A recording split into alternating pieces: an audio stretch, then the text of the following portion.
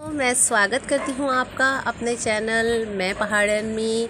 बहुत दिनों बाद हमारी मुलाकात हो रही है और जैसे कि मुझे भी नई नई जगह एक्सप्लोर करने का शौक़ है, होप सो कि आपको भी होगा। और जो लोग देहरादून में रहते हैं तो मैं बताना चाहूँगी कि देहरादून में रहने वाले लोगों को सौंग नदी तो बहुत अच्छे से पता होगी, लेकिन मैं अपने व्यूअर्स, जो मेरे व्यूअर्स देखते हैं मेरे चैनल को, उनके लिए दिखाना चाहूँगी। कभी देहरादून आप जाएँ तो शहज़ारा तो आप अच्छे से जानते हैं, बुद्धा टेम्पल आपको पता होगा, और गुच्चू पानी या रॉबर्ट्स केव आपको पता होगा, लेकिन आपको सौंग नदी नहीं पता होगी। तो अगर आप जाते हैं और सौंग नदी के पास बैठते हैं तो आपको वैसे ही फीलिंग आएगी जैसे गंगा नदी के आसपास आती है, क्योंकि सौंग नदी भी अपने आप में एक बड़ी नदी है और ये आपके देहरादून के रायपुर रोड पर एक तरह से स्थित है।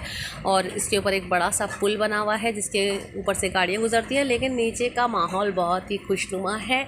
जब बारिश का मौसम होता है तो ये नदी अपने उफान पे होती है और बहुत ही खूबसूरत लगती है, जैसे कि आपको चाहिए। तो हम लोग भी ऐसे ही ट्रैवल करते करते एक्सप्लोर किया हमने इस एरिया को।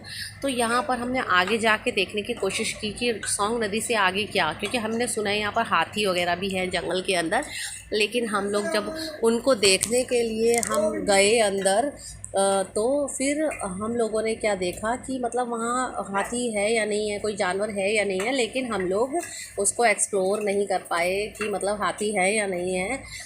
तो अभी हम आगे बढ़ रहे हैं और ढूंढने की कोशिश कर रहे हैं कि यहाँ कोई आगे जंगली जानवर, हालांकि ये बहुत ही ज़्यादा डेंजरस है अगर आप इसमें आगे बढ़ते हैं तो, बट फिर भी हमें ऐसा कुछ नहीं मिला और अपनी यात्रा हमने यहीं संपन्न की।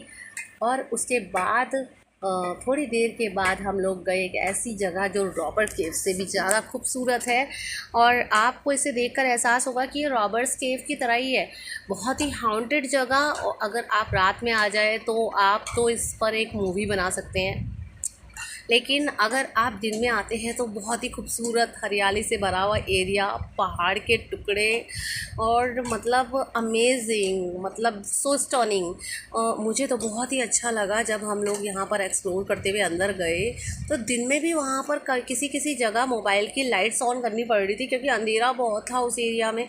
किसी किसी जगह वहाँ पानी भी है, यहाँ पर आपका वेजिटेशंस भी है, और इसके अलावा पहाड़ के टुकड़े गिरे हुए हैं, उसी से रास्ता क्रिएट हो रखा है अंदर। इट इज़ सो अमेजिंग, मुझे तो बहुत ही अच्छी लगी ये जगह।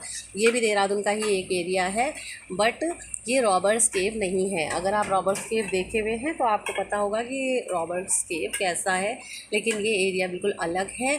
लोनली प्लेस एक्सप्लोर करने वालों को, ट्रैवल करने वालों को के लिए ये बहुत अच्छी जगह है। कपल्स के लिए ये बहुत अच्छी जगह है। तो कभी आप देहरादून आए तो इस एरिया को ज़रूर विज़िट कीजिएगा। ये पुरकुल गांव से एक एरिया अंदर कटता है, उधर ही है, आप ढूंढेंगे तो मिल जाएगा। अगर आप मेरे चैनल में ये रिक्वेस्ट करेंगे तो मैं शायद इसका एड्रेस भी आपको एक्सप्लोर करके दे दूं, लेकिन फ़िलहाल मैं अपने वीडियो को यहीं पर विराम देना चाहूँगी, क्योंकि मैं चाहूँगी कि आप यहाँ पर विज़िट करने के लिए आएँ और अगली बार मैं आपको कुछ नया दिखाना चाहूँगी। और अक्सर क्या होता है कि हम लोग विज़िट करने के लिए कहीं ना कहीं जाते रहते हैं, तो उससे रिलेटेड वीडियोज़ हम अपलोड करते हैं। Thank you.